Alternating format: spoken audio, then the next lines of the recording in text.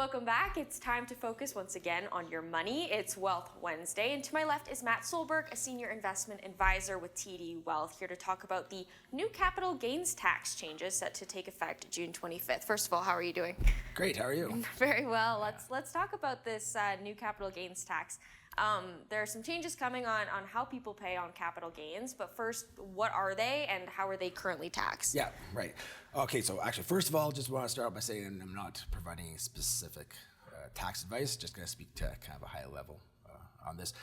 Okay, so what a capital gain is, is basically just the difference between what you bought something for and what you sold something for. So for example, you buy an asset for investment asset, something, for $100, you sell it for $120. That's would be a capital gain of $20. With some exceptions, things like registered plans, RSPs, TFSAs, your principal residence, also some different rules with farms and small businesses.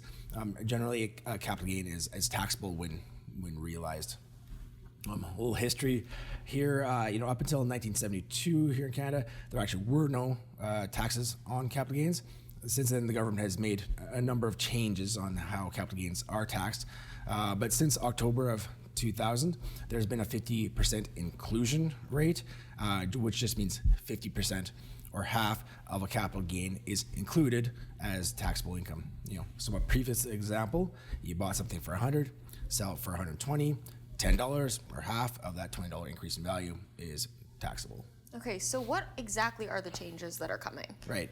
There's still some exceptions, exemptions, different rules, and some of those have also changed. But as of June 25th this year, so that's less than a week away, the inclusion rate for capital gains is set to increase from 1/2 to 2/3 for corporations and trusts, and for capital gains exceeding $250,000 for individuals.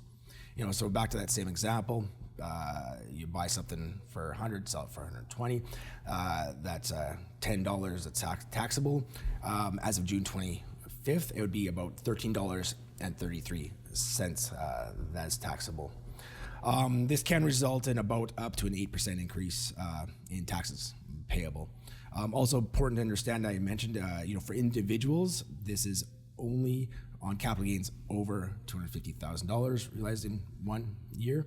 But corporations and trusts do not have that $250,000 exception. Okay, so is there anything else people should know and or what people can do about this now? Definitely consult with your accountant. Talk to your financial planner before going, out there and selling anything before this changes.